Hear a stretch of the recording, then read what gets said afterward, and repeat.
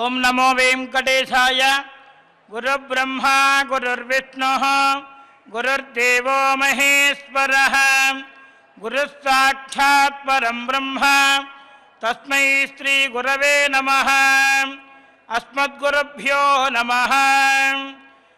జ్ఞానానందమయం దేవం నిర్మలస్ఫటికాకృతిం ఆధారం సర్వవిద్యానాం హయగ్రీవముపాస్మహే. అఖిల భువన జన్మస్థేమ భంగాదిలీలే వినత వివిధ భూతవ్రాతరక్షైకదీక్షే శృతిశిరసి విదీప్తే బ్రహ్మణి శ్రీనివాసే భవతు మమ పరస్మిన్ శేముషీ భక్తిరూప.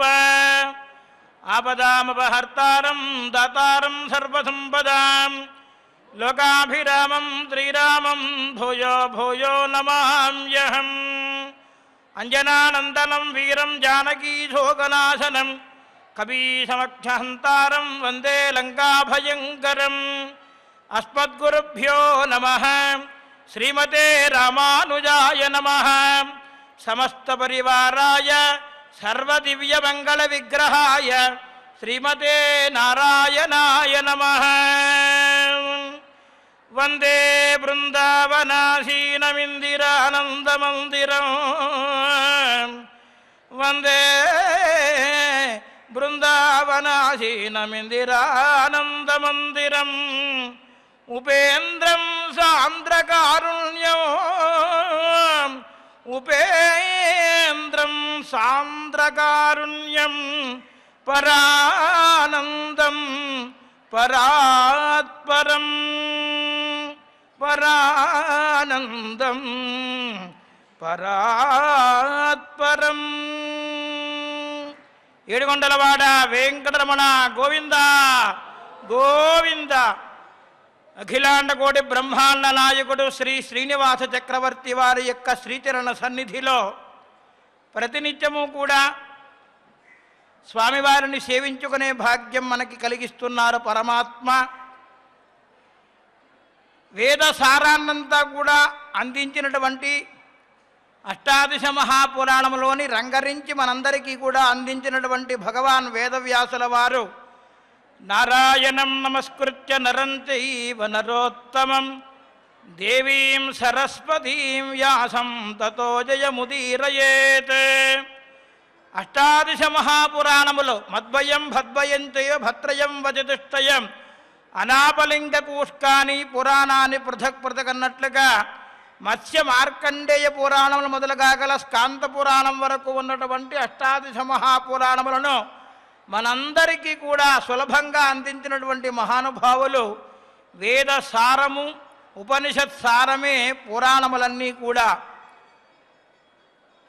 అటువంటి మహాపురాణంలోని నారదీయ మహాపురాణంలోని అనేక రకమైనటువంటి రమణీయ విశేషములన్నీ కూడా ప్రతినిత్యము కూడా మనం శ్రీనివాసునయ్యే శ్రీచరణ సన్నిధిలో స్వస్తి శ్రీ చాంద్రమాన శ్రీ శోభగుర్నామ సంవత్సరం దక్షిణాయనం హేమంత ఋతువు మార్గశిర మాసం శుక్లపక్షం చతుర్దశి తిథి ఇందువాసరం స్వామివారికి రమణీయంగా మనందరం కూడా సేవించుకునే రోహిణీ నక్షత్రం ఈనాడు భగవంతుడైనటువంటి పరంధాముడికి ఆగమ శాస్త్రోక్త ప్రకారముగా అన్ని కైంకర్యములన్నీ కూడా పూర్తి చేసుకుని భగవద్ రామానుజాచార్య స్వామివారు ప్రతిపాదించిన ప్రకారంగా సిద్ధాంత ప్రకారముగా పెదజీయంగారు వారు చిన్నజీయంగారు వారి యొక్క సమక్షంలో అనేక రకమైనటువంటి సేవలన్నీ కూడా అందుకొని శ్రీమన్నారాయణుడు భక్తులందరినీ కూడా కటాక్షిస్తున్నటువంటి పరమ పవిత్ర ధామమైనటువంటి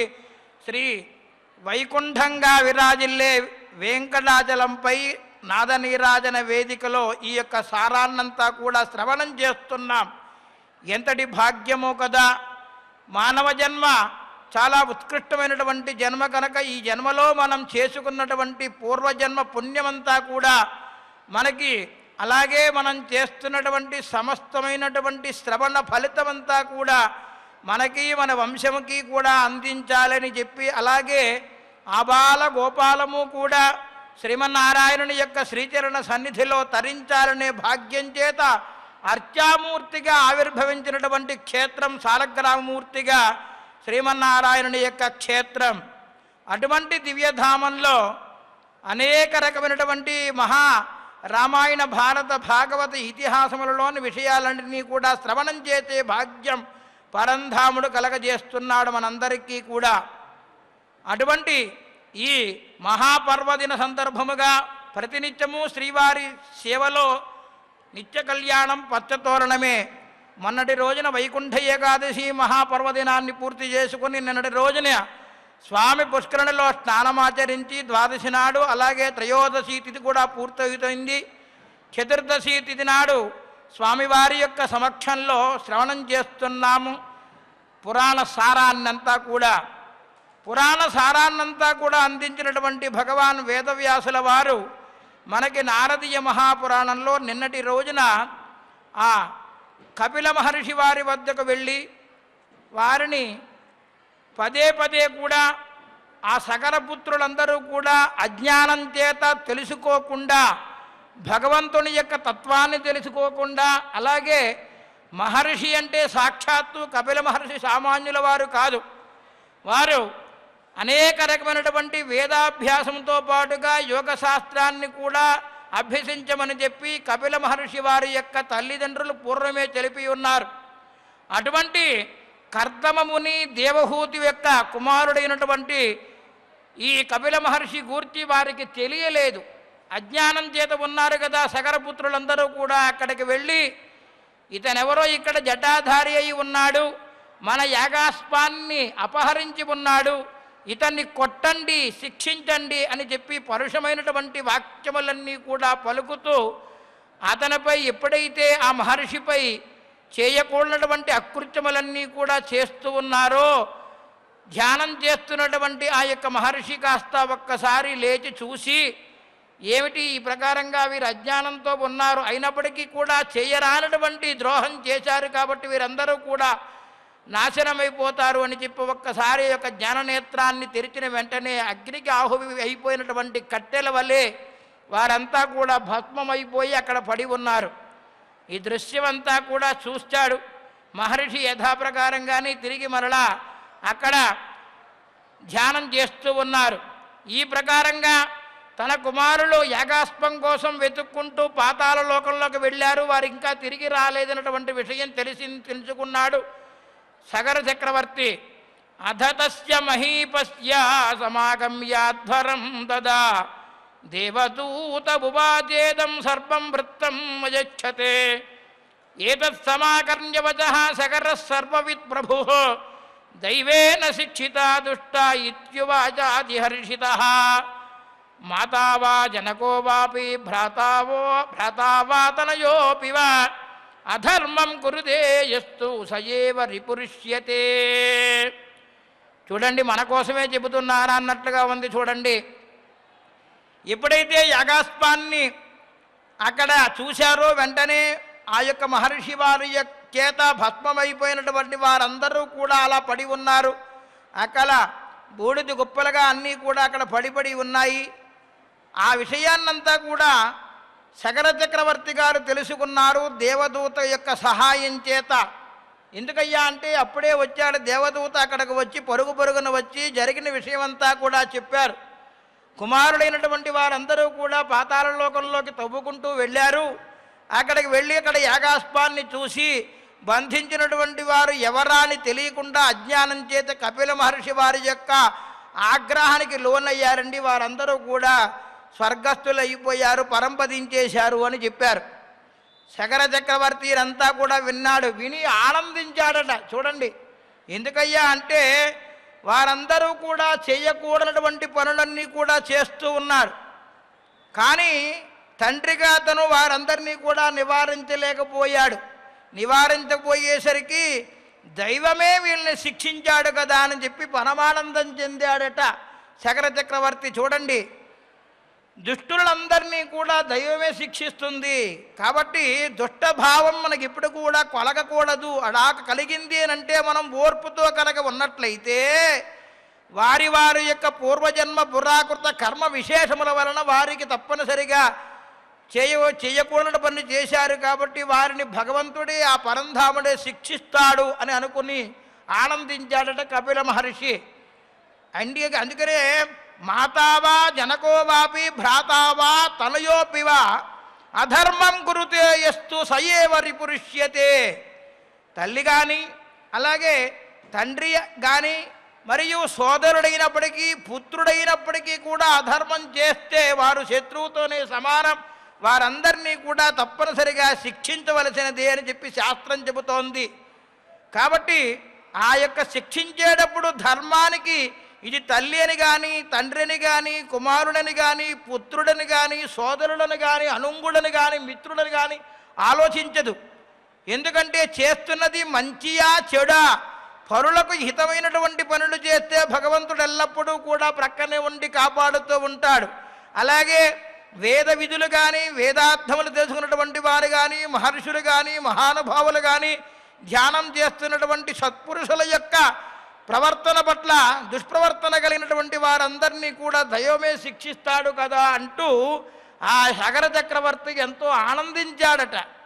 ఆనందించి యస్మధర్మేషు నిరతః సర్వలోక విరోధకృత తం రిపం పరమం విద్యాశాస్త్రాణమేవ నిర్ణయః సగరః పుత్రనాశేపి నశుశోషమునీశ్వర దుర్వర్త నిధనం యస్మాత్ సతాముత్సాహకారణం యజ్ఞేత్మనధికారత్పుత్రానామితి స్మృతేహే పౌత్రం తం అంశుమం తం హి పుత్రేత్వే కృతవాన్ ప్రభు.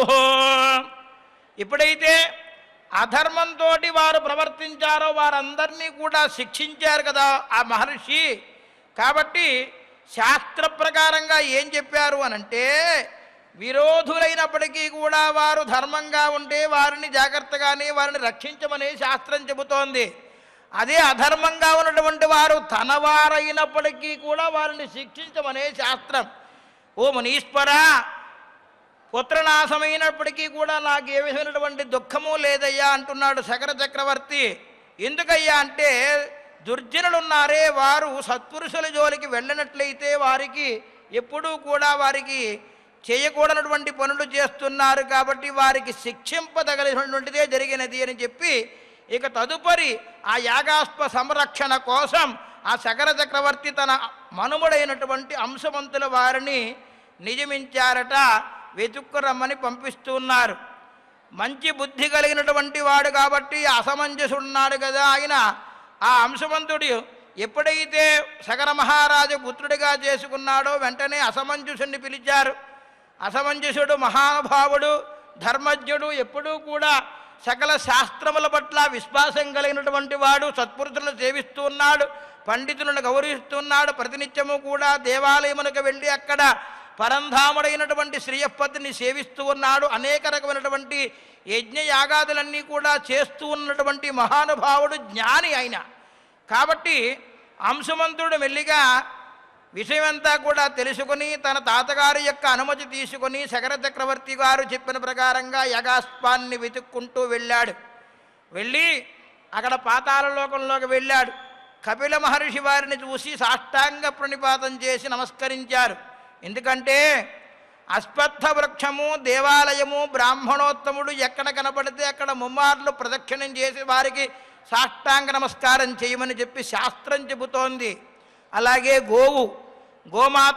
గోమాత యొక్క పృష్ఠభాగంలో చతుర్దశ భువనములు ఉన్నాయి కాబట్టి గోమాతని మనం సేవించాలి ప్రతినిత్యము కూడా.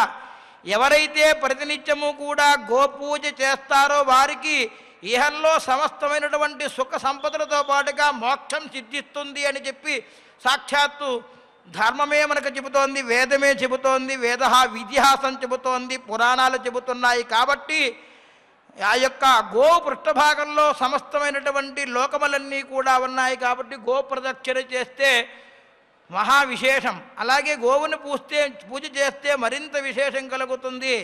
అశ్వత్థ నారాయణుడు అంటారు. అశ్వత్థ వృక్షంలో సాక్షాత్తు ఆ పరంధాముడైనటువంటి శ్రీమన్నారాయణుడు ఉన్నాడు. ఆ వృక్షం కనపడగానే అక్కడ ఒక్క నిమిషం ఆగి ముమ్మార్లు ప్రదక్షిణం చేసి సాష్టాంగ నమస్కారం చేయమని చెప్పి శాస్త్రం. అలాగే వేదాంగములు అధ్యయనం చేసినటువంటి మహానుభావులు బ్రాహ్మణోత్తములు ఎక్కడైతే కనపడతారో, వేద విధులు ఎక్కడైతే ఉంటారో బ్రాహ్మణోత్తములకు వారందరినీ కూడా అక్కడ వెంటనే ఆగి ముమ్మార్లు సేవించమని చెప్పి శాస్త్రం చెబుతోంది. ఇక దేవాలయం గురించి మనందరికీ తెలుసు. ఎందుకంటే తల్లిదండ్రులు చిన్నప్పటి నుంచి కూడా మనకు చెబుతూ ఉన్నారు. ఆ దేవాలయంలో ఉన్నటువంటి స్వామివారిని కానీ, ఆ కైంకర్యం చేస్తున్నటువంటి అర్చక మహానుభావులు అర్చక స్వామివారిని కానీ, ఎందుకంటే అర్చకస్య హరిస్సాక్షాత్ చరరూపీన సంశయ అని చెప్పారు శాస్త్రం. కాబట్టి అక్కడ ఉన్నటువంటి మహానుభావులను ఎవరైనప్పటికీ కూడా కనపడిన వెంటనే ముమ్మారు ప్రదక్షిణం చేసి సాష్టాంగ నమస్కారం చేయమని చెప్పి శాస్త్రం చెప్పింది. కాబట్టి మహానుభావుడు జ్ఞాని కాబట్టి వెంటనే కపిల మహర్షి వారి వద్దకు వెళ్ళి సాష్టాంగ ప్రణిపాతం చేసి చేతులు జోడించి వినయంగా ప్రార్థన చేస్తున్నాడు. మహానుభావ, దేవదేవ, సనాతనుడైనటువంటి ఓ మహర్షి. ఎందుకు సనాతనుడు అన్నారంటే అక్కడ పరమాత్మ యొక్క సేవను నిరంతరం కూడా చేస్తూ ఈ లోకంలో అందరికీ కూడా ఉపకారం కోసం జన్మించినటువంటి వారు మహర్షులు. వారి వారి యొక్క స్వీయ అనుష్ఠానం చేసుకుంటూ పరమాత్మను ఎల్లప్పుడూ కూడా త్రికరణ శుద్ధిగా మనసా వాచా కర్మణ సేవిస్తూ ప్రజాహితము కోరినటువంటి వారు కాబట్టి వారినందరినీ కూడా మహర్షి అయినటువంటి వారు అన్నారు. అందున శాంత స్వభావంగా ఉన్నారు. ఆ మహానుభావుడిని నమస్కరించి సాష్టాంగ ప్రణిపాతం చేసి కపిల మహర్షిని గూర్చి ఈ ప్రకారంగా ప్రార్థన చేస్తున్నాడు యొక్క అంశమంతుడు. దౌశీల్యం యత్కృతం బ్రహ్మన్ మత్పితృవ్యై క్షమస్పతత్. స్వామి ఈ ప్రకారంగా పడుకుతున్నాడమ్మా. ఓ మహర్షి, మహానుభావ, మా పినతండ్రులు ఉన్నారు కదా, వారందరూ కూడా దుష్ప్రవర్తన చేసి తమ యొక్క ఆగ్రహానికి గురయ్యారు. వారందరినీ కూడా క్షమించండి అని చెప్పి ప్రార్థన చేస్తున్నారు.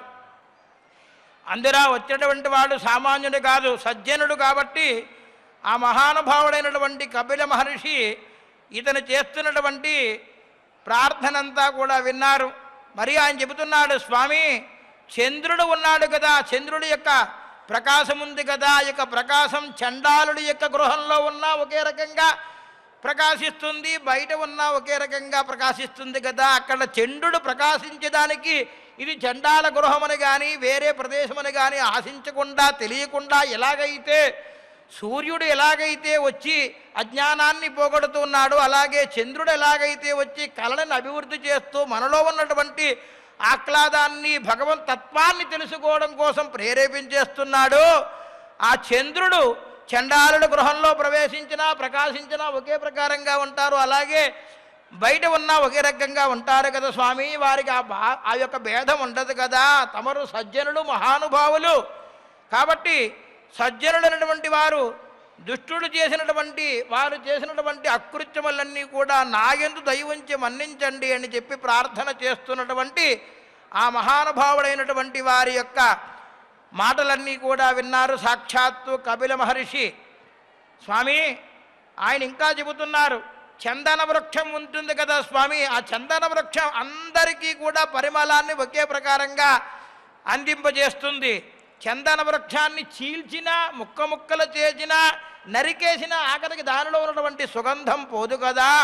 అలాగే తమరు మంచి స్వభావం కలిగినటువంటి మహానుభావులు తెలియక చేసినటువంటి అజ్ఞానాన్ని మన్నించండి అని చెప్పి ప్రార్థన చేస్తూ ఓర్పుతోటి తపస్సు చేస్తున్నటువంటి తమరిని ఇబ్బంది పెట్టారు మా పినతండ్రులు, వారందరినీ కూడా క్షమించండి. ఓ మునీశ్వర పరబ్రహ్మ, నీకు పదే పదే శిరస్సు వంచి పాదావందనం చేస్తున్నాను.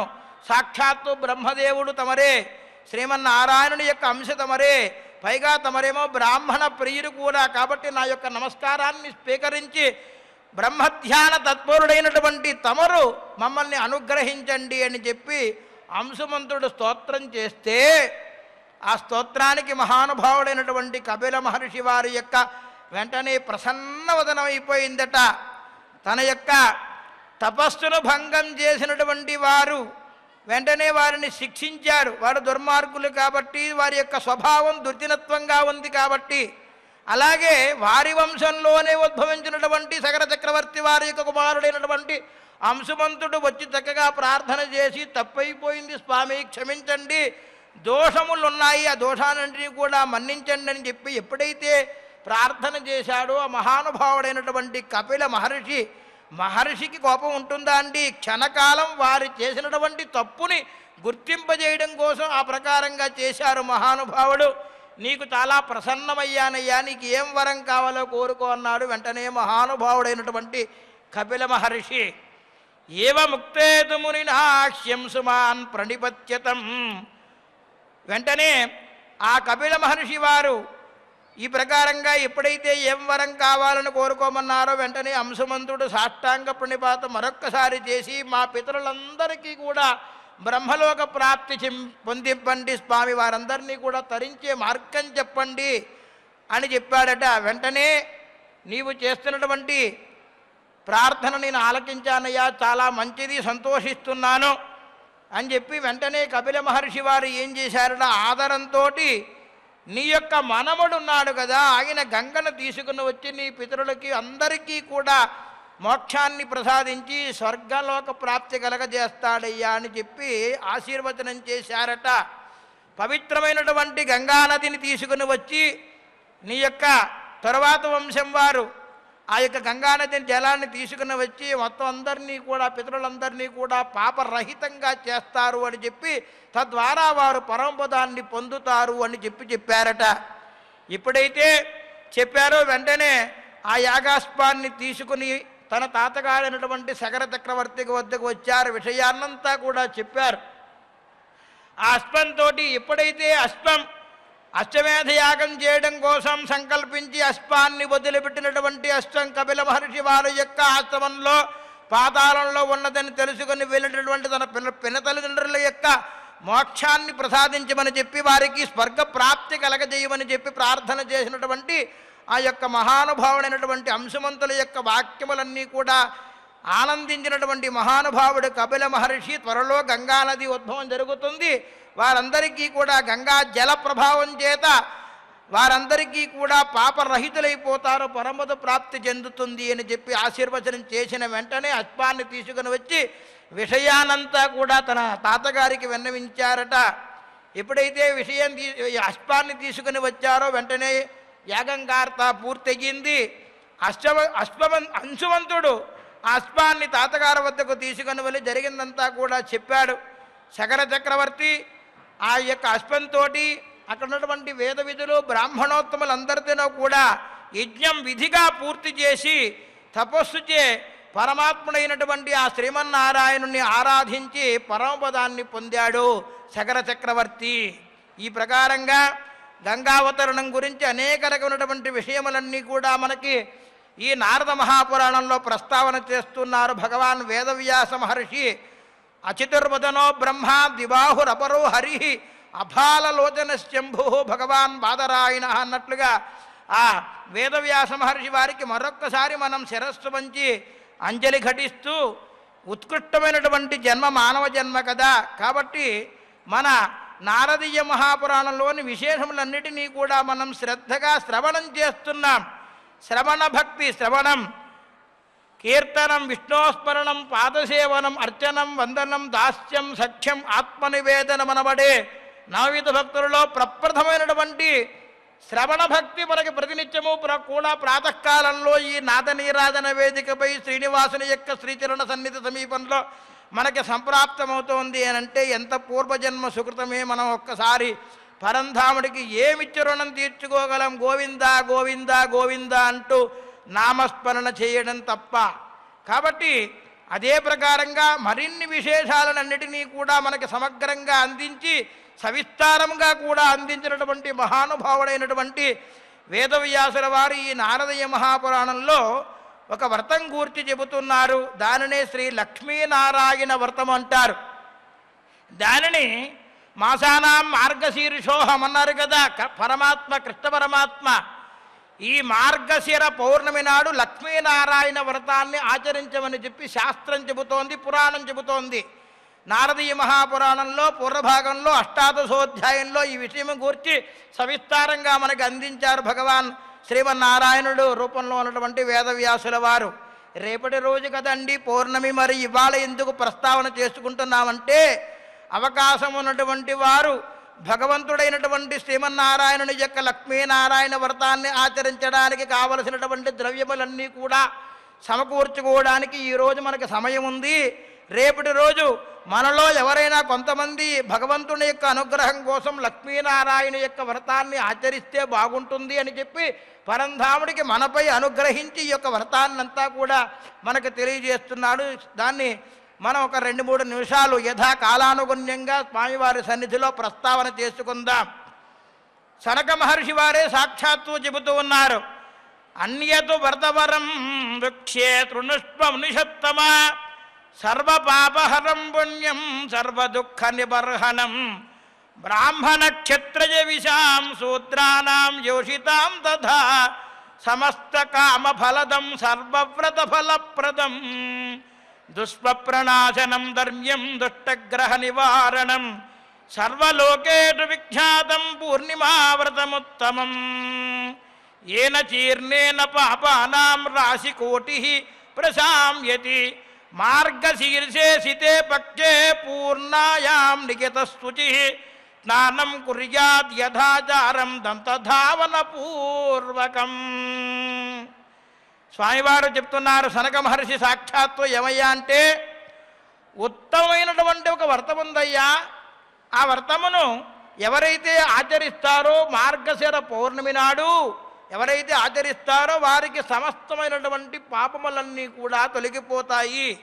ఎందుకు ముందుగా మనకి ఈ రహస్యం చెబుతున్నారంటే, ఏదైనా వ్రతాన్ని మనం ఆచరించవలసి వచ్చినప్పుడు దాని యొక్క ప్రయోజనాన్ని తప్పనిసరిగా తెలుసుకుని తీరాలి.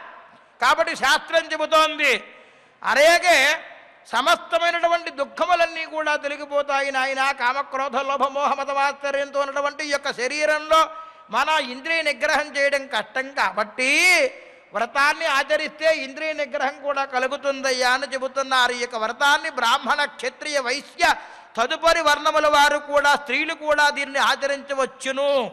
ఈ వ్రతాన్ని ఆచరించేవారు పొద్దున్నే పౌర్ణమి నాడు ఉదయమే ప్రాతకాలంలో దంతధావన జిహ్వా నిర్లేఖన ముఖ ప్రక్షాళనాది సమస్తమైనటువంటి అనుష్ఠానములన్నీ కూడా, స్నాన సంధ్యావందన జపతప అనుష్ఠానములన్నీ కూడా యథావిధిగా పూర్తి చేసుకుని వారి వారి వర్ణాశ్రమ ధర్మ ప్రకారంగా పూర్తి చేసుకుని లక్ష్మీనారాయణుని మనస్సులో ప్రార్థన చేసుకుని, స్వామి ఈనాడు నీ యొక్క వ్రతాన్ని సంకల్పించాము అని చెప్పి వేద విధమైనటువంటి బ్రాహ్మణోత్తములని ఆచార్యుల వారిని పిలుచుకుని వచ్చి వారి చేత ఈ యొక్క వ్రతాన్ని మనం దగ్గరుండి చేయించుకోవాలట. ఎలాగయ్యా అంటే, లక్ష్మీనారాయణ స్వామి వారిని షోడశోపచారములతోటి అర్చించి అష్టాక్షరీ మంత్రమును మనం చక్కగా వేదంలో చెప్పబడినటువంటి అష్టాక్షర మహామంత్రాన్ని అనుష్ఠానం చేసుకుని యథాశక్తిగా జపం చేసుకుని తపం చేసుకుని ఆ యొక్క మంత్రము చేతనే హవనము అంటే హోమం కూడా చేసి ఆ హోమములో సమర్పించవలసినటువంటి ద్రవ్యములు కూడా చక్కగా నువ్వులు అంటే తిలలు, అలాగే స్వామివారికి ఆద్య భాగము నెయ్యితో మరియు నువ్వులతోటి, అదే ప్రకారముగా చెరువు అంటారు, పొంగలి అంటాం, చెరువు అంటే ప్రసాదం అంటాం. ప్రసాదంతో పురుష సూక్తంతో హవనం చేసి చక్కగా వేద విధులైనటువంటి వారితోటి దగ్గరుండి చేయించుకొని మనం భక్తి శ్రద్ధలతోటి లక్ష్మీనారాయణుని షోడశోపచారములతోటి అర్చించి ఎవరైతే ఈ వ్రతాన్ని వారి వారి గృహ్య సూత్ర ఆధారముగా ఎవరైతే ఈ యొక్క హోమాన్ని కూడా పూర్తి చేసుకుని శాంతి సూక్తాన్నంతా కూడా పఠించాలని ఆయన పఠించిన తర్వాత లక్ష్మీనారాయణుని బంధుమిత్రులతో అందరితో కూడా కలిసి ఆ స్వామివారిని సేవించుకొని వ్రతానంతా కూడా పూర్తి చేసుకుని ఉపవాసం ఉండి రేపటి రోజు ఉదయం తిరిగి మరలాని యొక్క వ్రతాన్ని పరిసమాప్తి చేసుకుంటాను అని చెప్పి తెల్లని పువ్వులను అలాగే అక్షతలను కూడా తీసుకొని సాయంకాల సమయంలో ఆ చంద్రుడికి నమస్కారపూర్వకంగా ఈ ప్రకారంగా చెప్పాలట. క్షీరోదార్ణవ సంభూత అత్రిగోత్ర సముద్భవ గృహానార్ఘ్యం మయా దత్తం రోహిణీ నాయక ప్రభో. క్షీరోదార్ణవ సంభూత అత్రిగోత్ర సముద్భవ గృహానార్ఘ్యం మయా దత్తం రోహిణీ నాయక ప్రభో అంటూ ఆ రోహిణీ నాయకుడైనటువంటి చక్కగా ఈనాడు కూడా రోహిణి మహాపర్వదినం, రోహిణి నక్షత్రం, ఆ చంద్రుల వారికి రాత్రిపూట చక్కగా అర్ఘ్యాన్ని వదిలిపెట్టాలి. ఓ అత్రిగోత్రోద్భవుడా, అత్రి వంశంలో ఉద్భవించినటువంటి మహానుభావ రోహిణీపతి, సాక్షాత్తు మహాలక్ష్మి వారికి సోదరుడా, అని చెప్పి ఆ చంద్రుణ్ణి ప్రార్థన చేసి వారికి అర్ఘ్యాన్ని అక్కడ పుష్పములను తెల్లని పుష్పాలను కూడా అక్కడ వదిలిపెట్టి ఆ రాత్రి భగవంతుడైనటువంటి శ్రీమన్నారాయణుడు అనగా ఈరోజు రాత్రి రేపటి రోజు రాత్రి చక్కగా పౌర్ణమి నాడు రాత్రి లక్ష్మీనారాయణ వ్రతాన్ని పూర్తి చేసుకుని ఈనాడు సంకల్పం చేసుకుని రేపు వ్రతాన్ని పూర్తి చేసుకుని రేపటి రోజు రాత్రి ఈ ప్రకారంగా ఎవరైతే స్వామివారి యొక్క పురాణ శ్రవణం చేత భక్తితోటి వాయిద్యముల చేత సంగీతముల చేత నృత్యముల చేత స్వామివారిని స్తుతించి స్తోత్రించి ఉపవాసం ఉండి మరుసటి రోజు ఉదయం యథాప్రకారముగా అనగా ఎల్లుండి ఉదయం తిరిగి పాడ్యమి నాడు యథాప్రకారముగా చక్కగా ఎవరైతే యొక్క వ్రతాన్ని భక్తి శ్రద్ధలతోటి ఆచరించి బ్రాహ్మణోత్తములతోటి కూడి వారికి దక్షిణ తాంబూలములన్నీ కూడా ఇచ్చి బంధుమిత్రులతోటి భుజించి ప్రసాదాన్ని ఎవరైతే స్వీకరిస్తారో వారందరికీ కూడా శ్రీమన్నారాయణుని యొక్క అనుగ్రహం కలుగుతుంది అని చెప్పి ఈ లక్ష్మీనారాయణ వ్రతాన్ని ఆచరించినటువంటి విధానాన్ని చక్కగా మనకి అష్టాదశాధ్యాయంలో భగవాన్ వేదవ్యాసుల వారు నారదీయ మహాపురాణంలో అందించారు. సర్వపాప వినిర్ముక్త కులాయుత సమన్విత ప్రయాతి విష్ణుభవనం యోగినామపి దుర్లభం. సాక్షాత్తు ఈ వ్రతాన్ని ఎవరైతే ఆచరిస్తారో వారు శ్రీమన్నారాయణ యొక్క సాయుధ్యాన్ని పొందుతారయ్యా అని చెప్పి వ్రత విధానాన్ని కూడా మనకు తెలుస్తున్నారు. యథావకాశంగా ఈ వ్రతాన్ని ఆచరించడం కోసం భగవంతుడైనటువంటి ఆ శ్రీయప్పతి మనకు అనుగ్రహించాలి అని చెప్పి అలాగే నారదీయ మహాపురాణంలో అనేక రకమైనటువంటి విషయాలన్నింటినీ కూడా మనం శ్రవణం చేసే భాగ్యం శ్రీవారు ప్రసాదించాలని చెప్పి శ్రీయప్పతిని మరొక్కసారి సాష్టాంగ ప్రణిపాతంగా మనం ప్రార్థన చేస్తూ ఏడుకొండలవాడ వెంకటరమణ గోవింద గోవింద యదక్షరపదభ్రష్టం మాత్రాహీనంత యద్భవేత్ తత్సర్వం క్షమ్యతాం దేవ నారాయణ నమోస్తుతే. శ్రియకాంతాయ కళ్యాణ నిధయే నిధయేర్థినాం శ్రీవేంకట నివాసాయ శ్రీనివాసాయ మంగళం. శ్రీవైకుంఠ విరక్తాయ స్వామి పుష్కరణీతటే రమయా రమమానాయ వెంకటేశాయ మంగళం. మంగళాశాసనపరైర్మదాచార్య పురోగమైః సర్వైశ్చ పూర్వైరాచార్యైః సత్కృతాయాస్తు మంగళం. సర్వం శ్రీకృష్ణార్పణమస్తు.